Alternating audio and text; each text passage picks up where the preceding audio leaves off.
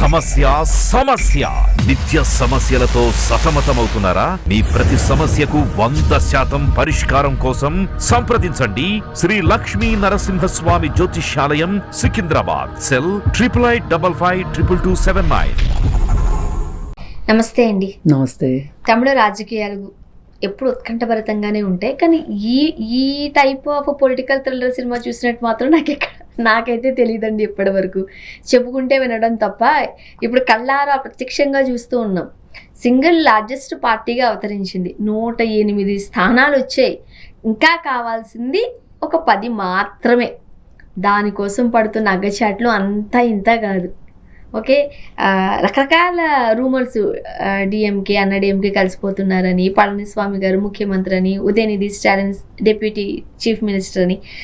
ఏంటి అసలు? అండ్ ఈ మధ్యలో గవర్నర్ గారి తీరుపై కూడా కొన్ని విమర్శలు వస్తున్నాయి. ఏం చెప్తారు? అన్నిటికన్నా హాస్యాస్పదం ఏంటి అంటే ఈ గవర్నర్ తీరే. ఇప్పుడు ఏఐడిఎంకే డిఎంకే కలుస్తాయా, ఏమవుతాయి, అసలు విజయ్కి ఎవరు సపోర్ట్ ఇస్తారు, అవుట్ సైడ్ సపోర్ట్ ఎవరు ఇస్తారు, అవన్నీ కాసేపు పక్కన పెడితే మనం సీరియస్గా మాట్లాడుకోవాల్సింది గవర్నర్ పాత్ర గురించి. అసలు ఈ గవర్నరు ఎందుకు ఇలాగ వ్యవహరిస్తున్నాడు? ఈ గవర్నర్కి వచ్చిన తాకీదులు ఏంటి? ఇది ఎవరు ఇచ్చుంటారు? బీజేపీ వెనకుండి ఆడిస్తుంది అని అంటున్నారు. ఖచ్చితంగా బీజేపీ వెనకుండా ఆడిస్తుంది. ఈ బీజేపీ ఆడించడం వెనకమాల క్లియర్ కట్గా గవర్నర్లను అడ్డం పెట్టుకొని వాళ్ళు చేసేంత చెత్తా చెదారం ఇంకొకటి లేదు. ఏ రాష్ట్రంలో గవర్నర్ను చూసినా, అంటే బీజేపీయేతర పాలనలో గవర్నర్ను చూసినా ఇదే తంతు. ఇప్పుడు పోయినసారి ఇక్కడ తమిళిసై ఎన్ని రోజులు ఆపిందండి ఎమ్మెల్సీలకి సంబంధించి? మరి ఏమంటారు దాన్ని? ఓ పక్క చిర్రెత్తుకొచ్చి ఆవిడ తలలోంచి వచ్చినోడు కాబట్టి కేసీఆర్ కూడా అసలు ఆవిడ వస్తుంటే ఆవిడతో పాటు ఎట్ హోమ్ ప్రోగ్రాములకు కూడా హాజరు కాలేదు. మరి అట్లా చేసేవాళ్ళకి అట్లాగే చేయాలి. ఆయనే కరెక్ట్ అనిపిస్తుంది ఒక్కోసారి. ఇప్పుడు ఈ గవర్నర్ పాత్ర అసలు గత 5 సంవత్సరాలుగా అక్కడ రవి అనే గవర్నర్ పోషించిన పాత్ర నిప్పుల మీద నడిపించాడు డిఎంకే పార్టీని. నిజంగా ఎన్ని బిల్లులు, ఆఖరికి సుప్రీంకోర్టుకు కూడా వెళ్ళారు. సుప్రీంకోర్టులో వాళ్ళకి 1-2 విషయాల్లో రిలీఫ్ వచ్చింది, అంతేగాని గవర్నర్ మట్టుకు ఏమీ చేయలేకపోయారు. ఏం లేదు, ఇచ్చినట్టు భోషాణంలో పెట్టి కూర్చుంటున్నాడు. వాటి గురించి ఏమీ చెప్పడు. 3 నెలలకి కూడా ఆయన ఏమీ సమాధానం చెప్పకపోతే దాన్ని పాస్ చేసుకునే హక్కు ఉన్నది అని చెప్పి కొంతమంది రాజకీయ పండితులు చెప్తున్నారు. మరి కొన్ని అలాగే జరిగి ఉండాలి ఈ లెక్కన.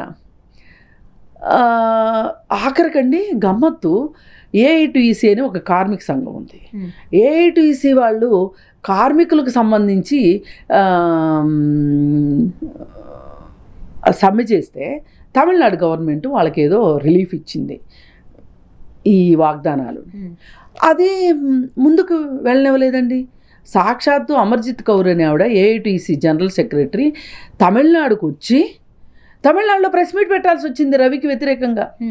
పోనీ ఆవిడేమన్నా ఆ రాష్ట్రంలో అధికారంలో ఉన్న ఆవిడ కూడా కాదు, ఎక్కడో ఢిల్లీలో ఉండే ఏఐటీసీ జనరల్ సెక్రటరీ వచ్చి తమిళనాడులో ప్రెస్ మీట్ పెట్టి ధర్నాకి కూర్చోవాల్సిన పరిస్థితి వచ్చిందంటే ఇంకొక ఆప్షన్ లేదు మరి అక్కడ. అలా చేసి లేదంటారు కదా, అలా చేశాడు రవి. సరే, ఇప్పుడు ఆ రవి లేడు, ఇంకొక ఆయన ఇన్ఛార్జ్ గవర్నర్ వచ్చాడు. ఈ ఇన్ఛార్జ్ గవర్నర్ కూడా అదే పని చేస్తున్నాడు. వీళ్ళు ఏం లేదు, అచ్చంగా రబ్బర్ స్టాంపులు. ఏది వచ్చినా సరే ఒక ఫోన్ కొట్టేస్తారు ఢిల్లీకి. చేయాలా వద్దా, చేయనా వద్దా, ఏం చేయను, చేయాలా వద్దా కాదు, ఏం చేయమంటారు ఇప్పుడు. ఇప్పుడు మనకి బాగా పాతకాలం రోజుల్లో ఇంటి పెద్ద ఉండేవాడు, ముసలోడైనా కానీ ఆ కొడుకులకి పిల్లలు పుట్టి ఆ పిల్లలకి పిల్లలు పుట్టిన తర్వాత కూడా ఈ ముసలోళ్ళ పెత్తనం నడుస్తూ ఉండేది. వీళ్ళు రాజుల కాలంలో కూడా ఇంతే కదా, వీళ్ళు ఎదురు చూస్తూ ఉంటారు ఎప్పుడు పోతాడా ఆయన, ఎప్పుడు మనోడు అనుకుంటాడు ఆయన ఎప్పుడు పోవాలి, మా నాన్న ఎప్పుడు రావాలి, మా నాన్న ఎప్పుడు పోవాలి, నేను ఎప్పుడు రావాలి అని. ఇప్పుడు ఈ గవర్నర్ వ్యవస్థలు కూడా ఇట్లాగే ఉన్నాయి. మరి ఇలా అవుతున్న పరిస్థితుల్లో ఆ రాష్ట్రంలో ఎంత సఫికేషన్ ఉంటుంది. ఇప్పుడు రాజ్యాంగం ప్రకారం ఏం చేయాలి అంటే, ఎవరు సింగిల్ లార్జెస్ట్ పార్టీ వాళ్ళని పిలవాలి, పిలిచి అందరి చేత ప్రమాణ స్వీకారం చేయించాలి. ఈ సింగిల్ లార్జెస్ట్ పార్టీ వాళ్ళని ముఖ్యమంత్రిగా ప్రమాణ స్వీకారం చేయించి అప్పుడు మ్యాజిక్ ఫిగర్ వచ్చిందా లేదా అని చూసుకోవాలి. రాలేదు అనుకోండి, ఏం చెప్పాలి అంటే, చూడబ్బాయి నీకు మ్యాజిక్ ఫిగర్ లేదు, నీకు ఎంత టైం కావాలి, బల నిరూపణకి ఎంత టైం కావాలి అనేది అడగాలి. అడిగితే అతను వారము 10 రోజులు 15 రోజులు చెప్తాడు. ఈ 15 రోజుల లోపల ఈ బల నిరూపణ ఎక్కడ జరగాలి అంటే అసెంబ్లీ హాల్లో జరగాలి. అది కాదు కదా, ఇప్పుడు అంతా లోక్ భవన్లో జరగాల్సిన పరిస్థితి లాగా సృష్టిస్తున్నారు. గవర్నర్ హౌస్లో కాదు జరగాల్సింది, అసెంబ్లీ హాల్లో జరగాలి. అసలు నువ్వెవడవి, నీకేంటి అధికారం? అసలు గట్టిగా మాట్లాడితే అసలు ఈ గవర్నర్ వ్యవస్థను తీసేస్తే దేశంలో చాలా డబ్బులు మిగులుతాయి. ఇప్పుడు ట్యాక్స్ పేయర్లు అది ఇది అని మాట్లాడుతున్నారే, ఈ ట్యాక్స్ పేయర్లు ఈ మాట అడగండి. పేదోళ్ళకి ఏదన్నా 4 మెతుకులు రాలిస్తే ట్యాక్స్ పేయర్లో మేమున్నాము అంటా వచ్చేసేసి మా డబ్బులు వీళ్ళకి ఇచ్చేస్తున్నారు వాళ్ళకి ఇచ్చేస్తున్నారు అని ఏడుస్తారు కదా. అవి కాదు అసలు ఏడవాల్సింది. ఇట్లాంటి అనవసరమైన ఖర్చులు, ఈ గవర్నర్లు వాళ్ళ జీతాలు, ఆ గవర్నర్ హౌస్లో ఉండే ఎంప్లాయీస్, ఆ గవర్నర్ భవన్ మెయింటెనెన్సు, ఇంత చేసి వీళ్ళు ఏంటయ్యా అంటే ఈ రాష్ట్రంలో జరుగుతున్న పరిస్థితుల్ని కేంద్ర ప్రభుత్వానికి తెలియజేసే గూఢచారులుగా పనిచేస్తున్నారు తప్పితే ఇంకా దేనికి పనిచేయట్లేదు. ఇప్పుడు ఈయన పిలవాలి కదా, ఎందుకు పిలవడు? ఈయన పిలవకుండానే విజయ్ గారు వెళ్ళి పాపం గవర్నర్ గారిని కలిశాడు. కలిస్తే కుదరదు, నీకు మెజారిటీ లేదు అని చెప్పాడు. కానీ నువ్వు ఎన్ని రోజులు మెజారిటీ నిరూపించుకుంటావో టైం తీసుకో, కానీ ఇమ్మీడియట్గా ఇప్పుడు గెలిచిన వాళ్ళకి ఎలా ఉంటుంది, ఇప్పుడు భరత్ అని నేను అనే సినిమాలో లాగా విజయ్ అని నేను అని, అలాగే ఎమ్మెల్యేలకి కూడా పలానా అనే నేను ఉంటుంది కదా. ఇన్నాళ్ళు కష్టపడింది దేనికోసం? అసలు వాళ్ళకి ఆ ఆనందాన్ని నిలవనివ్వకపోతే అసలు ఇప్పుడు పరిస్థితి ఎట్లా వచ్చిందంటే, అసలు ఇక్కడ ఏ పార్టీకి స్పష్టమైన మెజారిటీ లేదు, హంగొచ్చింది. ఈ పరిస్థితుల్లో అసలు ఈ గెలిచిన ఎమ్మెల్యేలు ఇవాళ ఖచ్చితంగా త్రిశంకు స్వర్గంలో ఉన్నారు. అటు పైకి లేదు, ఇటు కిందకి లేదు.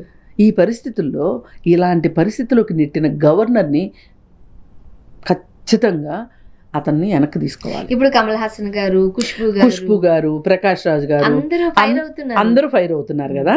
ఇప్పుడు అర్థం కావాల్సింది ఏంటో తెలుసా, ఖుష్బు గారికి ఎంతటి ప్రజాస్వామ్య పార్టీ అయిన కాంగ్రెస్ పార్టీని వదిలిపెట్టి ఆవిడ బీజేపీలోకి వెళ్ళింది కదా. మరి వెళ్ళండి, ఢిల్లీకి వెళ్ళండి, వెళ్ళి అక్కడ కూర్చొని ఏంటిది అని చెప్పి అడగమ్మా ఖుష్బు. అండ్ ఇప్పుడు మొదటి నుంచి కూడా ఉన్న 5 సీట్లతోనూ మేము మీకు ఉన్నాం అని కాంగ్రెస్ అభయహస్తం అయితే అందించింది. ఎందుకు సిపిఐ కావచ్చు, సిపిఎం కావచ్చు, విసికే పార్టీలు ఇప్పటికీ కాస్త ఊగిసలాడుతున్నాయి? ఎందువల్ల అంటారు? అంటే కాంగ్రెస్ ఎందుకు ఈ నిర్ణయం తీసుకుంది అంటే, ఏదో పదవులు వచ్చేస్తాయని ఇంకోటి కాదు. ఒక్కసారంటూ ప్రభుత్వాన్ని ఏర్పాటు చేయలేకపోతే ఈ పరిస్థితుల్లో కష్టం అవుతుంది. ఒకసారంటూ ప్రభుత్వం ఏర్పడిన తర్వాత దాన్ని తప్పించడం అంత ఈజీ కాదు. బీజేపీ వాళ్ళు అందుకే వెయిట్ చేస్తున్నారు, విజయ్ ఏం తప్పటడిగేస్తాడా ఇప్పుడు. అసలు చూసారా, ఒక్క మాట మాట్లాడట్లేదు.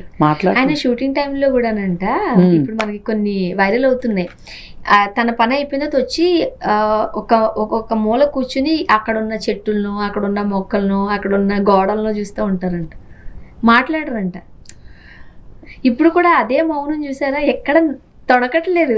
ఏమన్నా అంటారు చూద్దామంటే తన పని అలా సైలెంట్గా చేసుకెళ్తాడు. వాళ్ళ నాన్న కూడా మొన్న ఏదో ఇంటర్వ్యూలో చెప్తున్నారు, 10 మంది 10 ప్రశ్నలు వేసిన ఈ 10 మందికి తగ్గ సమాధానం ఒకటే చెప్తాడంట. మిగతా వాళ్ళు మాట్లాడుకోవాల్సింది కానీ అతను మాట్లాడంట, కొంచెం మితభాషే. సరే, అతను భావోద్వేగాల అదుపు చాలా ఎక్కువగా ఉంది అని అనిపిస్తుంది విజయ్ని చూస్తే. ఇప్పుడు నాకు నిన్నటిదాకా ప్రకాష్ రాజు, కమల్ హాసను ఇట్లాంటి వాళ్ళందరూ విలన్స్ కదా. ఇప్పుడు ఖుష్బూ వచ్చింది, విశాల్ అడుగుతున్నాడు. ఏ మాటకు ఆ మాట సినిమా ఇండస్ట్రీ అతనికి విజయ్కి బాసటగానే ఉంది. ఒక రకంగా అది మంచి పరిణామమే. ఎందుకంటే మా మనిషి, మా సినిమా పక్షి సీఎం అవుతున్నాడు అనే ఒక సంతోషం అయితే వాళ్ళల్లో కనిపించింది. కానీ సినిమా ఇండస్ట్రీ కూడా పైకి వచ్చి స్టేట్మెంట్లు ఇచ్చేసి చేయలేదు, కానీ లోపల విజయ్కి బాగానే సపోర్ట్ ఇచ్చినట్టు అనిపిస్తుంది. ఇప్పుడు చూస్తుంటే, వాతావరణం చూస్తుంటే బాగానే సపోర్ట్ ఇచ్చారు. సరే, ఏది ఏమైనప్పటికీ తమిళనాడు వ్యవహారం ఇలా అవటం మటుకు చాలా దురదృష్టకరం. ఈ మొత్తంలో ఒక పైశాచిక ఆనందం పొందుతుంది. దీని నుంచి మనం ఎట్లా లబ్ధి పొందాలి అని ఆలోచిస్తున్న బీజేపీ వైఖరిని చూస్తే మటుకు అందరికి అర్థమైపోయి అసలు ఏంటి బీజేపీ ఇలా చేస్తుంది. పైగా ఇంకోటి ఏం చేశారో తెలుసా అండి, వెస్ట్ బెంగాల్లో లెనిన్ విగ్రహాన్ని కూలగొట్టారు. అంటే దీన్ని బట్టి వాళ్ళకి శత్రువు ఎవరో కరెక్ట్గా తెలుసు వాళ్ళకి, బీజేపీ వాళ్ళకి. కమ్యూనిస్టులే అసలైన శత్రువులని వాళ్ళు నమ్ముతున్నారు. అందుకే మమతా బెనర్జీ ఓడిపోయిన దానికంటే కూడా మనకు అధికారం వచ్చింది, ఇంకా కమ్యూనిస్టులను రానివ్వము అనే ఒక ధీమా వాళ్ళల్లో బాగా పనిచేస్తుంది. కానీ వాళ్ళకి తెలియాల్సింది ఏంటి అంటే, ఇట్లా గవర్నర్ వ్యవస్థలను అడ్డం పెట్టుకొని ఇట్లాంటి నాటకాలు ఆడితే మీరే ఎక్కువ ప్రజల్లో అసంతృప్తిని మూటగొట్టుకుంటారు. ఒకటి. రెండోది, ఇలాంటి పరిస్థితులు వచ్చినప్పుడే ఈ విగ్రహాలు పడగొట్టడము, భావజాలాన్ని అంతం చేయాలి అని అనుకున్నప్పుడే ఇంకా గోడకి ఎంత బలంగా మనం బాల్ నేస్తే అంత బలంగా వెనక్కి వస్తుంది. అందుకని అలాగే మీరు ఎవరినన్నా చంపాలి అని చూస్తే ఏ పార్టీనైనా ఆ పార్టీ అంతకంటే ఎన్నో రెట్లు ఎదుగుతుంది, బౌన్స్ బ్యాక్ అవుతుంది. కమ్యూనిస్టులు వచ్చి తీరుతారు. ఇప్పుడు నిన్న ఆ విగ్రహం పడగొట్టిన వెంటనే మళ్ళీ విగ్రహాన్ని ప్రతిష్ఠించుకుని అక్కడున్న లోకల్ కమ్యూనిస్టులు ఇంకిప్పుడు వాళ్ళకి ఇంకా పట్టుదల వచ్చింది. అందుకని ఏంటంటే, మీరు ఈ వెర్రిమొర్రి పనులు ఆపేసేసి గెలిచిన వాడిని, ప్రజాస్వామ్యాన్ని గౌరవించండి, సరిపోతుంది. అసలు ప్రజాస్వామ్యం ఏం చెప్తుందో, చట్టం ఏం చెప్తుందో, రాజ్యాంగం ఏం చెప్తుందో దాని ప్రకారం వెళ్ళండి. ఇంక మాట్లాడుకోవటానికి అవకాశం ఉండదు కదా. అందుకే ఇప్పుడు బీజేపీ అంటే ఏదో తెగ అక్కడేదో అది ఒక పెద్ద బ్రహ్మ పదార్థం, అక్కడేదో చాలా కాంగ్రెస్లో లేనిదేదో ఉంది, ఇంకో పార్టీలో లేనిదేదో ఉంది అని బీజేపీలోకి వెళ్ళారు చూడండి.